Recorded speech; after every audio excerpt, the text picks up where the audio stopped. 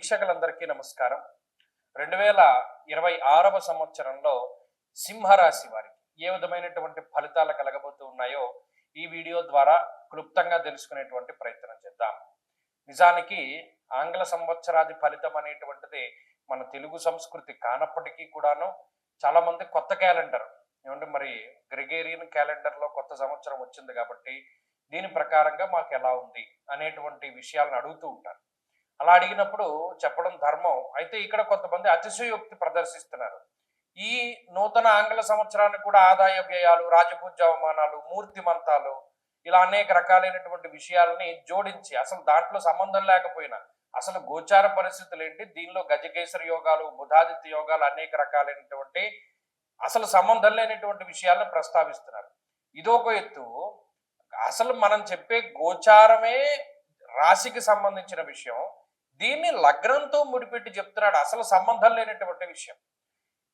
సరే, ఇవన్నీ జరుగుతూ ఉన్నాయి. ఈ మాధ్యమంలో వచ్చిన తర్వాత ఎవరి పంధా వారిదిలాగానే ఉన్నది, వేరే పలు రకాలని చెప్పి. కాబట్టి అయితే ఉన్నటువంటి దాన్ని శాస్త్రోక్తంగా మనం చెప్పుకుంటూ వెళ్ళేటప్పుడు ఈ సింహరాశి వారిలో ఈ 2026వ సంవత్సరంలో ఉండేటువంటి గ్రహగతులను కనుక మనం పరిశీలన చేస్తే ఈ రాశి వారికి ఉన్నటువంటి గ్రహ సంపత్తిలో రాహువు ఈ సంవత్సరం మొత్తము కూడా సప్తమ స్థానం అందు ఉంటారు. ఈ సంవత్సరం చివరిలో అంటే డిసెంబర్ 2026లో 6వ స్థానానికి మారతారు. షష్ఠరాహువు చాలా అనుకూలమైనటువంటి గ్రహము. అయితే మరి ఈ సంవత్సరం అంతా సప్తమ రాహు ఫలితాన్ని చూడాలి. సంవత్సరం చివరిలో రాహు ఆయన షష్టంలోకి వస్తారు.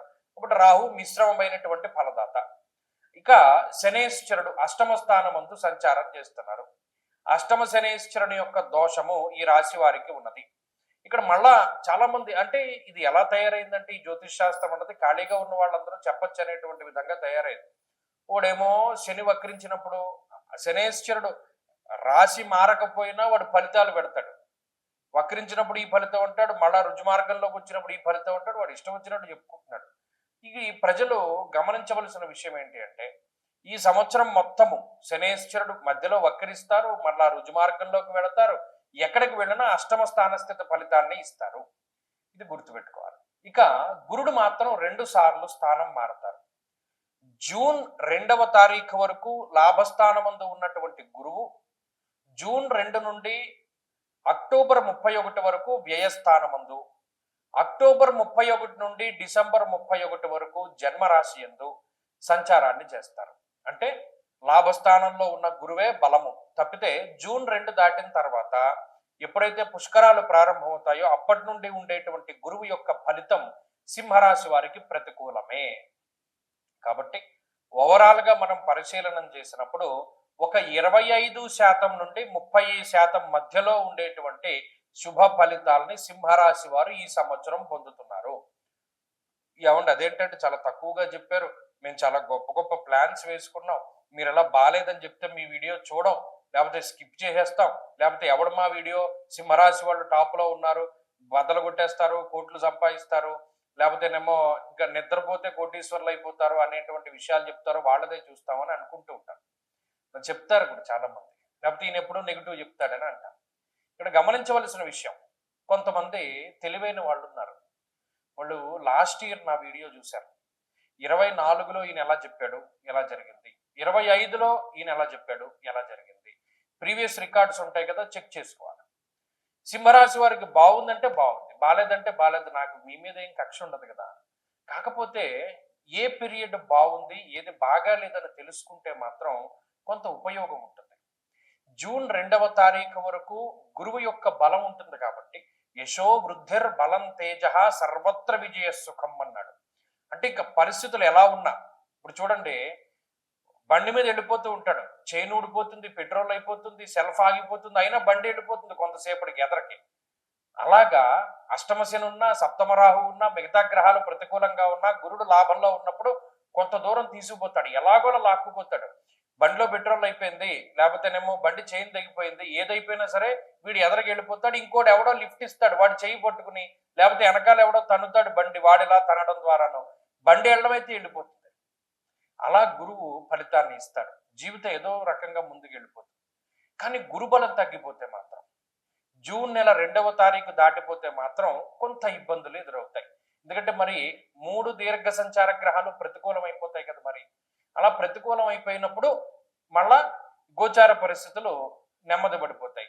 జాతకం మీద ఆధారపడిపోతాం. జాతకంలో దశాంతర దశలు బాగుంటే ఈ ఫలితాలు మళ్ళా అంత ఇబ్బంది పెట్టవు, లేకపోతేనేమో కొంత ఇబ్బంది పెడతాయి. ఇది కొంత మనం చూచాయిగా తెలుసుకోదగిన విషయం. సరే, మరి ఏ రకమైనటువంటి ఆటంకాలండి జూన్ 2 దాటాక అంటే? అష్టమంలో ఉన్న శనేశ్వరుడేమో నానా కార్య విరోధస్యాత్ వ్యాధిపీడా ధనక్షయం అన్నది శాస్త్రం. అంటే హెల్త్ పరంగా ఇబ్బందులు పెడతారు, దెబ్బలు తగిలేలా చేస్తారు, చిన్న చిన్న సర్జరీలు జరిగేలా చేస్తాడు. శనేశ్వరుడు ఎక్కువ వాతానికి సంబంధించినటువంటి ఇబ్బందులు వచ్చేలా చేస్తారు, నరాలకి సంబంధించినటువంటి ఇబ్బందులు వచ్చేలా చేస్తారు. అలాగే ప్రత్యేకించి వాయు సంబంధమైనటువంటి రోగములు శరీరమందు ప్రబలడానికి, వాత రోగములు ప్రబలడానికి కూడా శనేశ్వరుడు కారణమవుతూ ఉంటారు. ఈ విషయాలు ప్రధానంగా గుర్తుపెట్టుకోవాలి. అలాగే సప్తమ రాహు అంత ప్రతికూలమైనటువంటి గ్రహము కాదు, అంత వ్యతిరేకి కాదు, కానీ ఆయన పర్సనల్ లైఫ్ లో కొంత డిస్టర్బ్ చేస్తాడు, డ్యామేజ్ చేస్తాడు. కొంత మీరు అనుకునేటువంటి విషయాలు అవతల వాళ్ళకి కన్వే అవ్వు మీ జీవిత భాగస్వామికి. ఆ పరంగా కొన్ని కొన్ని చికాకులకు ఆయన కారణం అవ్వచ్చు. ఏదేమైనప్పటికీ మిశ్రమ ఫలదాత. గురువు మాత్రం జూన్ 2 దాటిన తర్వాత స్థాన మార్పుకి, స్థాన చలనానికి అవకాశాన్ని కల్పిస్తాడు. ఉద్యోగపరమైనటువంటి మార్పులు చేస్తారు. దేశాంతరవాసాన్ని కలిగించడానికి అవకాశాన్ని ఇస్తారు. మరి ముఖ్యంగా ఇక్కడ పనిచేస్తున్నటువంటి వాళ్ళు వేరే దేశంలోకి వెళ్ళడానికి, వేరే దేశంలో ఉన్నటువంటి వాడు ఈ దేశంలోకి రావడానికి, అటువంటి ఫలితాలను ఎక్కువగా గురువు కలగజేస్తూ ఉంటారు. ఇక కుటుంబపరమైనటువంటి విషయాలు, సంతాన సంబంధమైనటువంటి విషయాలు ఇవన్నీ కూడా మధ్యస్థంగానే గోచరిస్తాయి. ప్రత్యేకించి ఆర్థిక పరమైనటువంటి విషయాలు ఈ సంవత్సరంలో జూన్ 2కి మునిపే బాగున్నాయి.